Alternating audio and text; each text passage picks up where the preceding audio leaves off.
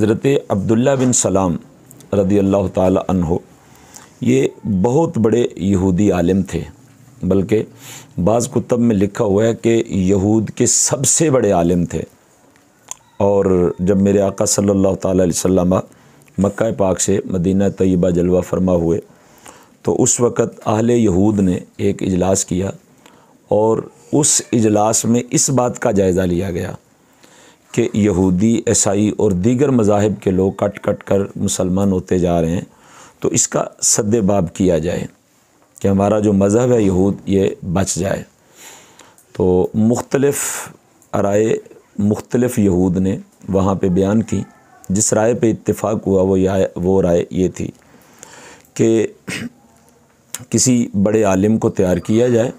اور وہ جائے اور جا کر مسلمانوں کے نبی صلی اللہ تعالی علیہ وسلم سے مناظرہ کرے۔ اور اپنے تئیں یہود نے یہ کہا کہ ہم نے سن رکھا ہے کہ معاذ اللہ ثم معاذ اللہ کے مسلمانوں کے نبی ان پڑھ ہیں، لہٰذا ظاہر ہے وہ جب ہمارا عالم ان کے ساتھ جائے گا تو ایک عالم کے ساتھ ایک ان پڑھ شخص تو مناظرہ نہیں کر سکے گا، اور لا محالہ وہ مناظرہ ہار جائیں گے، اور جب ہار جائیں گے تو ہماری بالادستی قائم ہوگی اور ہم مسلمانوں کو بھی یہ پیغام دیں گے اور کہیں گے کہ اگر واقعی نبی ہوتا یہ تمہارا جس کو تم نبی مانتے ہو تو پھر وہ مناظرہ میں شکست نہ کھاتا، اور پھر عیسائیوں کو، مشرکوں کو، کافروں کو ان تک بھی ہم یہ پیغام پہنچائیں گے کہ یہ معاذ اللہ حال ہے ان کا کہ وہ تو ہمارے عالم کے ساتھ مناظرہ بھی نہیں کر سکا۔ اپنے تئیں انہوں نے یہ سوچا۔ جب انہوں نے عالم کے انتخاب کی بات کی تو اتفاق ہوا عبداللہ بن سلام کے نام پہ، کہ جو اس وقت یہود کے سب سے بڑے عالم تھے۔ ان سے پوچھا گیا، بلایا گیا، بلکہ وہ اسی اجلاس میں میٹنگ میں موجود تھے، تو انہوں نے کہا جی میں جاتا ہوں اور جا کے مناظرہ کرتا ہوں۔ مناظرے کے لیے تیاری کر کے عبداللہ بن سلام میرے آقا صلی اللہ تعالی علیہ وسلم کی بارگاہ اقدس و اطہر و انور میں حاضر ہونے کے لیے نکلے۔ خود کہتے ہیں کہ میں 100 سوال تیار کر کے وہاں سے نکلا، اور میں نے سوال اس انداز سے ترتیب دیے کہ اگر انہوں نے پہلے کا جواب دیا تو دوسرے پہ، دوسرے کا جواب دیا تو تیسرے پہ، تیسرے کا جواب دیا تو چوتھے پہ اٹک جائیں گے اور اس سے آگے نہیں بڑھ سکیں گے۔ اس نیت سے کہتے ہیں کہ میں چلا، مگر جب ابھی میں گلی میں تھا اور مسجد نبوی شریف میں ایک ستون کے ساتھ حضور جانے جانا صلی اللہ تعالی علیہ وسلم ٹیک لگا کر کے خطبہ ارشاد فرما رہے تھے، تو اس وقت کہتے ہیں کہ میری نظر جب حضور صلی اللہ تعالی علیہ وسلم کے چہرہ اقدس پہ پڑی تو میرے دل نے یہ گواہی دی کہ جو اتنا حسین اور خوبصورت اور شریف چہرے والا ہو وہ کبھی جھوٹا نہیں ہو سکتا۔ کہتے ہیں کہ میرے دل میں اسی وقت ایمان داخل ہو گیا، مگر میں وہاں پہ جا کے بیٹھ گیا۔ میں نے سوچا کہ میں چونکہ مناظرے کے لیے آیا ہوں تو اس لیے میں مناظرہ کروں گا، اور پھر ہی جو صورتحال سامنے آئے گی اس پہ عمل ہوگا۔ کہتے ہیں کہ میں وہاں پہ بیٹھا تھا اور میں آپ کی گفتگو کو سن رہا تھا کہ جو میں 100 سوالوں کی گٹھڑی تیار کر کے لے کے گیا تھا کہ جس کو میں نے ترتیب کے ساتھ کھولنا تھا، تو وہ سوالات تتلیوں کی طرح ہوا میں بکھرنے لگے۔ ادھر حضور پاک صلی اللہ تعالی علیہ وسلم کے خطاب ذیشان کا اختتام ہوا، اور ادھر میرے 100 کے 100 سوالوں کا جواب مجھے مل گیا۔ میں اٹھا اور میں نے کہا کہ حضور مجھے اپنے دامن کرم سے وابستہ کیجئے، کلمہ پڑھا اور مسلمان ہو گیا۔ اب یہ ایک یہودی عالم ہے، بلکہ میں نے کہا کہ یہ یہود کے سب سے بڑے عالم تھے اور مستند عالم تھے اہل یہود کے۔ انہوں نے کلمہ پڑھا۔ یہ اس واقعہ کو یہیں پہ میں روکتا ہوں۔ اب انہوں نے کلمہ پڑھا، ان کے اور بھی ساتھی تھے، کچھ 5-6 کا تذکرہ ان کے نام بھی تفاسیر میں ملتے ہیں کہ انہوں نے بھی کلمہ پڑھا اور وہ بھی مسلمان ہو گئے۔ ہوا یہ کہ یہود میں اونٹ کا گوشت کھانا مکروہ سمجھا جاتا تھا۔ بعض کتابوں میں ہے کہ وہ حرام بھی سمجھتے تھے، مگر مکروہ تو ان کی تقریباً سبھی کتابوں میں ہے کہ وہ مکروہ سمجھتے تھے کہ اونٹ کا گوشت نہیں کھانا چاہیے۔ تو حضرت عبداللہ بن سلام رضی اللہ تعالیٰ عنہ جب ایمان لے کے آتے ہیں تو اس وقت آپ کی عمر مبارکہ ہوتی ہے 32 سال، کلمہ پڑھتے ہیں، مسلمان ہو جاتے ہیں، اور دن گزرتے گئے، ہفتے مہینے گزرتے گئے، کچھ عرصہ گزرا کہ حضرت عبداللہ بن سلام رضی اللہ تعالیٰ عنہ اپنے ان 5 ساتھیوں کے ساتھ کسی دعوت میں شریک تھے جنہوں نے آپ کے ساتھ میں کلمہ پڑھا تھا، اور وہ सभी के सभी यहूदी थे और सभी के सभी आलिम थे। एक दावत में शरीक हुए तो उस दावत में जब पहुँचे तो वहाँ पे ऊँट का गोश्त पका हुआ ज़ियाफ़त के लिए पेश किया गया। हज़रत अब्दुल्ला बिन सलाम और आपके दीगर 5 साथियों ने सोचा कि यार 32 साल हम यहूदी रहे हैं तो हमने ऊँट का गोश्त नहीं खाया, तो उसमें ऊँट का गोश्त मकरूह था, हम इसलिए नहीं खाते थे। तो अब हम मुसलमान हुए हैं तो मुसलमानों में भी ऊँट का गोश्त खाना सिर्फ जायज़ है, कोई फ़र्ज़ वाजिब नहीं है। तो ऐसा करते हैं कि ऊँट का गोश्त नहीं खाते ताकि यहूदियों की रीत भी रह जाए और इस्लाम में भी कोई ज़रूरी नहीं है। ये इस्तिदलाल और ये बात तो अपनी जगह 100% दुरुस्त थी कि आप में से कितने लोग होंगे कि जिन्होंने अब तक ऊँट का गोश्त नहीं खाया होगा। हम भी कभी कभार खाते हैं, बकरा ईद पे कोई दोस्त भेज दे तो खा लेते हैं, वगरना साल भर नहीं खाते। यहाँ पे ऊँट का गोश्त तैयार ही नहीं होता, बिकता ही नहीं है। हमारे यहाँ अरब में तो ये चलता है मगर यहाँ पे नहीं है। तो ये अपने तय उनकी बात 100% दुरुस्त थी कि ऊँट का गोश्त खाना इस्लाम में ना वाजिब है, ना फ़र्ज़ है, ना ज़रूरी है। तो जो नहीं खाएगा उसे इसका सवाल नहीं होगा कि तुमने ऊँट का गोश्त खाया था कि नहीं खाया। तो उन्होंने सोचा कि चूँकि इस्लाम में भी ज़रूरी नहीं तो नहीं खाते। वो रीत जो 32 साल हमारा रिकॉर्ड है कि हम यहूदी होते थे तो हमने ऊँट का गोश्त नहीं खाया था, वो रीत बरकरार रहे। बस इतनी बात होना थी, इतना ख़याल उनके ज़हनों में आना था कि हज़रत जिब्रील अमीन अलैहिस्सलातु व तस्लीम हुज़ूर जाने जाना फ़ख्र कायनात सल्लल्लाहु ताला अलैहि वसल्लम की बारगाह अक़दस में हाज़िर हुए और ये आया मुबारका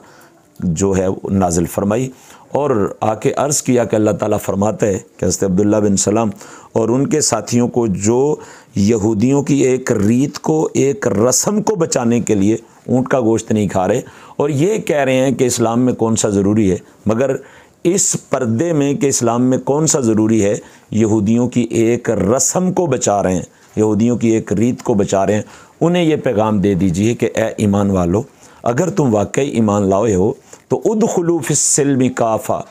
तमाम यहूद व नसारा की रसूम व रवाज को पाँव तले रोनते हुए पूरे के पूरे इस्लाम में दाखिल हो जाओ। उनकी किसी भी अदा पे को अदा ना कीजिए और उनकी किसी भी रीत को बरकरार ना रखिए और उनकी किसी भी रस्म पे अमल ना कीजिए। उदखुलू फिस्सिल्मि काफ़ा,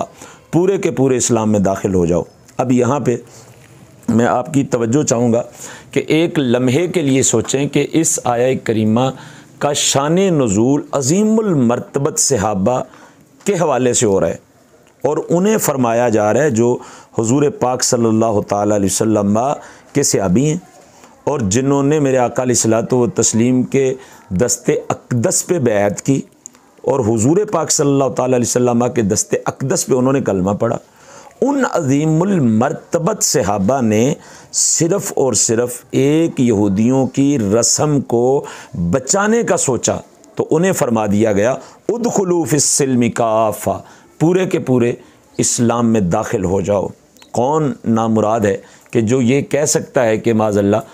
हज़रत अब्दुल्ला बिन सलाम और आपके साथी पूरे के पूरे इस्लाम में दाखिल नहीं थे, पूरे के पूरे इस्लाम में दाखिल थे, मगर यहाँ गैरत इलाही का मामला था, यहाँ गैरत नबवी का मामला था, यहाँ गैरत दीन का मामला था कि तुम मुसलमान हो करके मेरे महबूब सल्लल्लाहु ताला अलैहि वसल्लम के सहाबा हो करके यहूदियों की रस्म को बचा रहे हो, यहूदियों की रीत को बचा रहे हो। लिहाजा इरशाद फरमाया गया उदखुलू फिस्सिल्मि काफ़ा। और अगले कलिमात क्या हैं, वला तत्तबिउ खुतुवात शैतान, और शैतान के नक्शे कदम पे न चलो। इसका मतलब है कि यहूदो नसारा के रस्म व रवाज जो हैं ये शैतान के कदम हैं। अगर हम उनको अमल में लाते हैं, उन पे अमल करते हैं तो इसका मतलब है कि हम शैतान के पीछे चल रहे हैं। और फरमाया इन्नहु लकुम अदुव्वुम मुबीन, ये तुम्हारा खुला हुआ दुश्मन है। इसमें ये मफ़हूम भी पोशीदा है कि ये यहूदो नसारा, ये हिंदू, ये सिख, ईसाई और ये जितने भी बातिल अदियान हैं ये सारे के सारे शैतान और शैतान के पैरोकार हैं। इसीलिए अल्लाह तबारक व तआला ने उनके रस्मों रवाज के हवाले से फ़रमा दिया कि पूरे के पूरे इस्लाम में दाखिल हो जाओ और उनके नक्शे कदम पे ना चलो और ये तुम्हारा खुला हुआ शैतान दुश्मन है। इसी मफ़हूम को बयान करती हुई वो हदीस मुबारका जो इब्न माजा में है और दीगर भी दर्जनों खुतबे हदीस में मौजूद है जो मैंने आपके सामने इब्तदान खुतमे में तिलावत की है। हुज़ूर सैयद आलम नूर मुजस्सम सल्लल्लाहु ताला अलैहि वसल्लम ने इरशाद फरमाया मन तशब्बह बिकौमिन फहुव मिनहुम فرمایا جس نے جس قوم کی مشابہت اختیار کی وہ اسی میں سے ہے، جس قوم کی جس نے مشابہت اختیار کی وہ اسی میں سے ہے۔ اب یہاں پہ رک کر کے میں 2-4 باتیں آپ سے کرنا چاہوں گا اس مفہوم کو سمجھنے کے لیے، جو باتیں حدیث مبارکہ سے اور جو باتیں قرآن مجید برہان رشید کی آیت سے اور جو اس کے شان نزول سے ہمارے سامنے ظاہر ہوئی ہیں کہ آپ اندازہ کیجئے کہ بالکل اسلام میں لازم نہیں مگر صرف ایک یہودیوں کی رسم بچ رہی تھی تو حکم آ گیا کہ ادخلوا فی السلم کافہ۔ تو اگر ہم جو صدیوں بعد پیدا ہوئے ہیں اگر یہود و نصارہ کی رسم و رواج کو اپناتے ہیں، ان کے طریقہ کار کو اپناتے ہیں، ہندوؤں کو سکھوں کے طریقہ کار کو اپناتے ہیں، تو یہ اللہ تعالیٰ کا دین کیسے گوارا کرے گا؟ بلکہ میں تو اکثر اس معاملے میں اور اس مقام پہ مثالیں دیا کرتا ہوں کہ دین اسلام کا یہ حسن ہے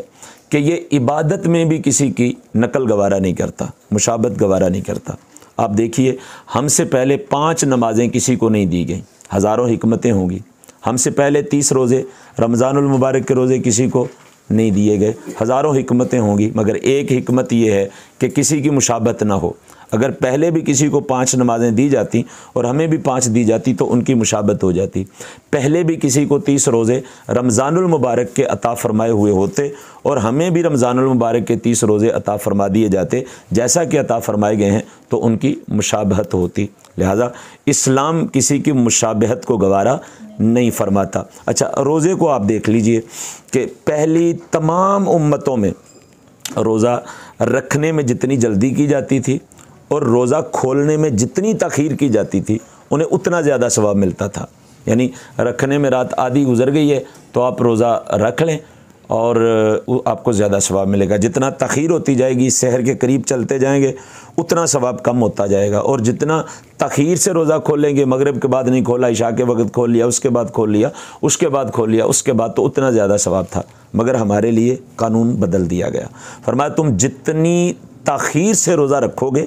وقت کے اندر اندر، یہ مطلب نہیں ہے کہ سحری کا وقت ختم ہو جائے تو پھر روزہ رکھیں، جتنی تاخیر سے روزہ رکھو گے اتنا زیادہ ثواب ہوگا، اور جتنی جلدی روزہ کھولو گے اتنا تمہیں زیادہ ثواب عطا فرمایا جائے گا۔ یعنی روزہ رکھنے میں اور روزہ کھولنے میں بھی دین اسلام نے دیگر مذاہب اور دیگر ادیان کی مشابہت کو گوارا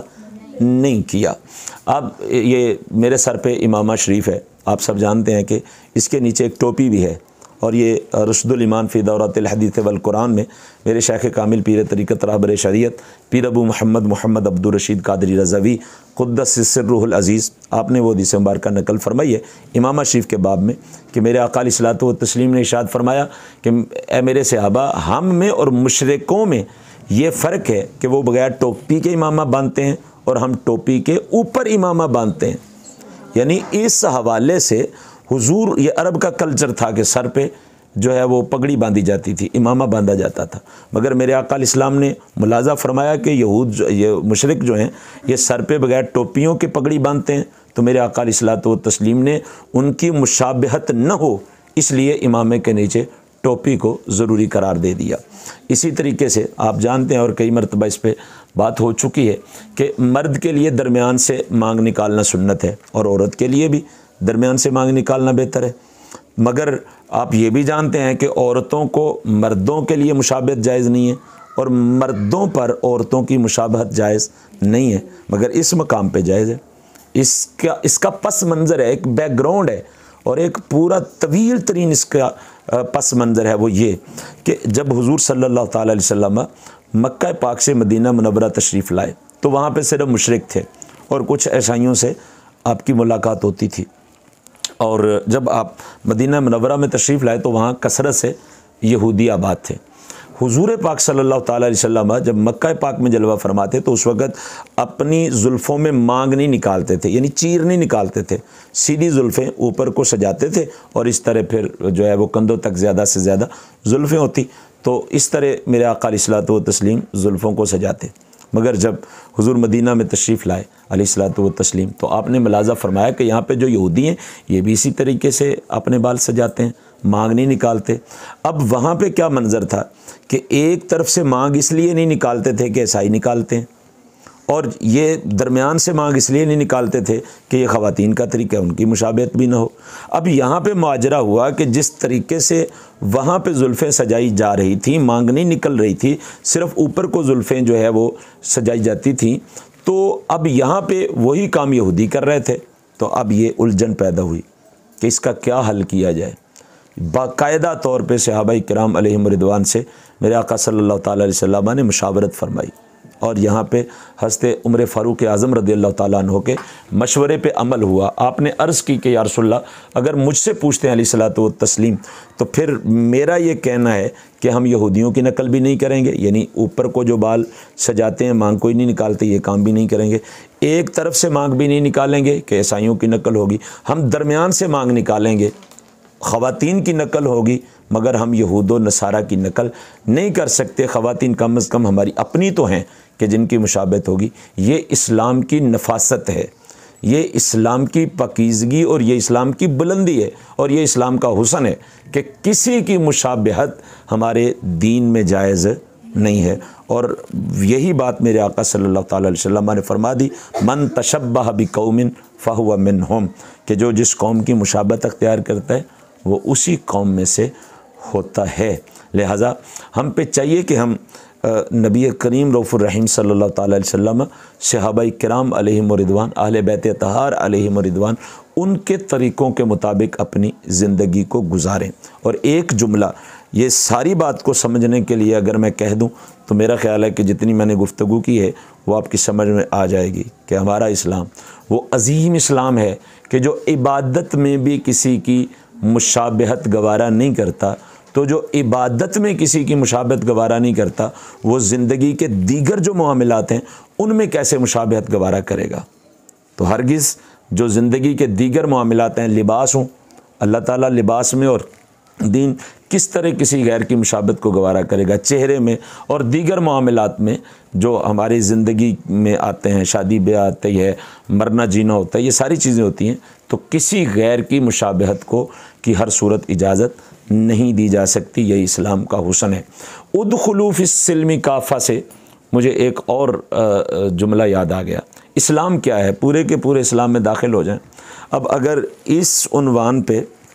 میں آپ سے 5-7 گھنٹے کلام کرتا رہوں تو میرا خیال ہے پھر بھی ناکافی ہو یہ بات سمجھانے کے لیے کہ اسلام کیا ہے۔ میں 20 آیات پڑھ سکتا ہوں اس عنوان سے، اور 100 سے زائد احادیث آپ کے سامنے تلاوت کر سکتا ہوں اس جواب میں کہ اسلام کیا ہے۔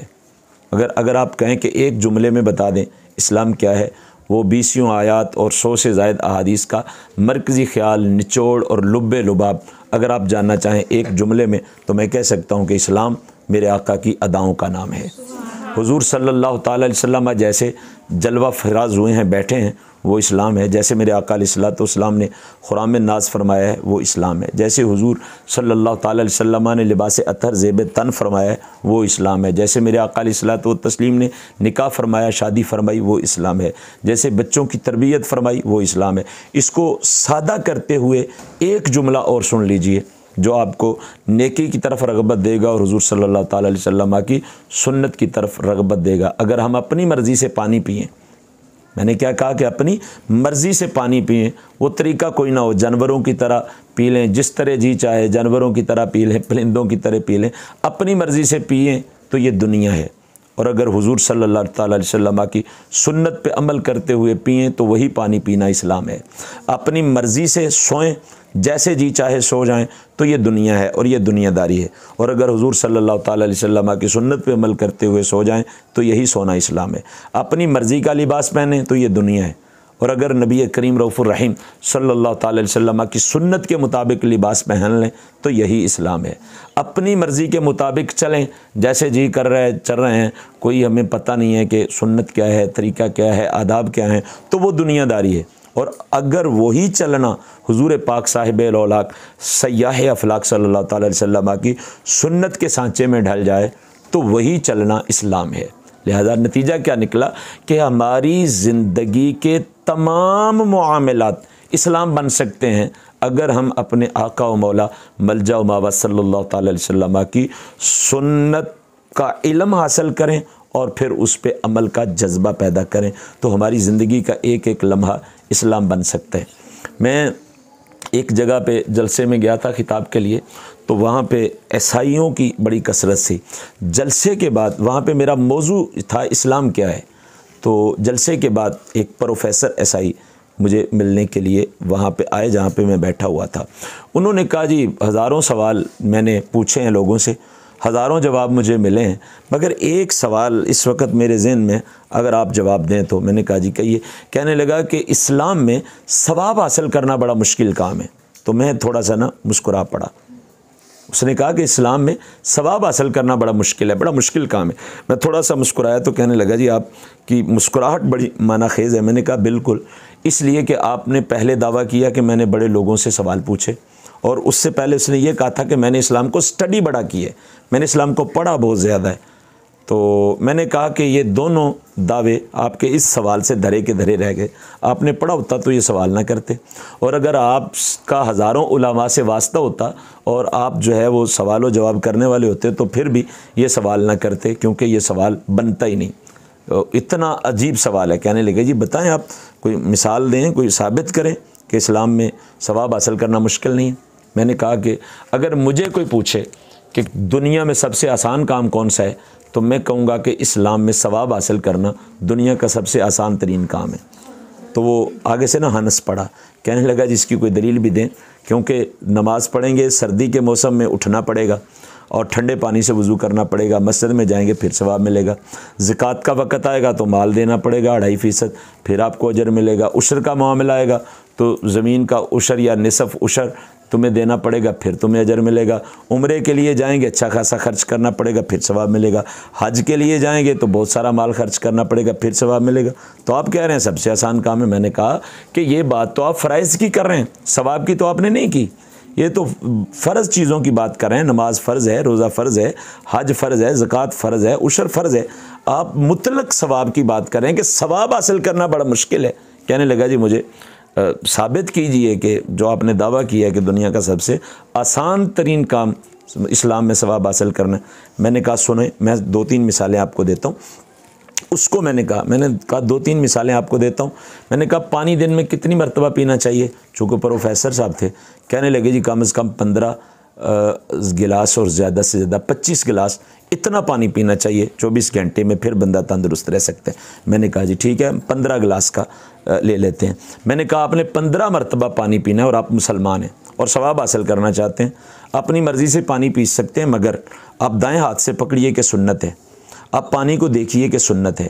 بسم اللہ شریف پڑھیے کہ سنت ہے، پانی کو 3 سانسوں میں پیجئے کہ سنت ہے، پانی پی چکنے کے بعد الحمدللہ کہیے کہ سنت ہے۔ اور میرے نبی صلی اللہ تعالی علیہ وسلم کا فرمان ہے کہ فساد امت کے وقت جو میری ایک سنت پہ عمل کرتا ہے اللہ اسے 100 شہیدوں کا ثواب عطا فرماتا ہے۔ میں نے کہا آپ نے 1 گلاس پانی پیا، 5 سنتوں پہ عمل کیا، اللہ تعالیٰ آپ کو 500 شہیدوں کا ثواب عطا فرما دے گا۔ 15 گلاس آپ نے دن میں پانی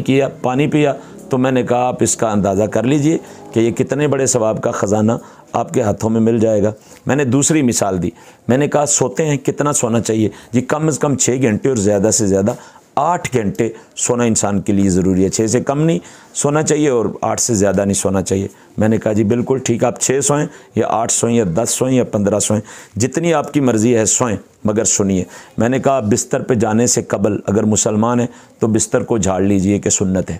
بسم اللہ شریف پڑھ کر کے بستر پہ جائیں کہ سنت ہے، آپ بستر پہ جا کر کے سونے کی دعا پڑھ لیجئے کہ سنت ہے، سورہ فاتحہ پڑھ لیجئے کہ سنت ہے، آیت الکرسی پڑھ لیجئے کہ سنت ہے، سورہ اخلاص پڑھ لیجئے کہ سنت ہے، سورہ فلق و ناس پڑھ لیجئے سنت ہے، ہاتھوں پہ دم کر کے بدن پہ پھیر لیجئے کہ سنت ہے، اور دائیں کروٹ لیٹ جائیے کہ سنت ہے، اور دائیں کروٹ لیٹ کر کے دائیں رخسار کے نیچے اپنے دائیں ہاتھ کی ہتھیلی کو رکھ لیجئے کہ سنت ہے۔ میں نے کہا آپ 10 سے زائد سنتوں پہ عمل کر کے سو جائیں،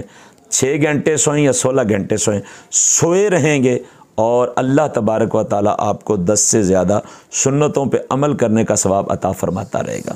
میں نے کہا بتائیں اس سے کوئی سوکھا کام ہے تو بتائیں کہ جو آپ کا سسٹم ہو کہ سوتے ہوئے بھی وہ چلتا رہے، مگر اسلام ہے کہ اگر آپ سو گئے حضور پاک صلی اللہ تعالیٰ علیہ وسلم کی سنت پہ عمل کر کے آپ سوئے رہیں گے، اللہ تعالیٰ اس کو ثواب دیتا رہے گا۔ میں نے تیسری اور آخری مثال ان کو دی، میں نے کہا ہمارے ہاں لباس کے لیے بھی سنتیں موجود ہیں کہ لباس کیسا ہو۔ کس انداز کا ہو، کس طریقے کا ہو، تو آپ اس میں میں نے کہا زیادہ پابندیاں بھی نہیں ہیں۔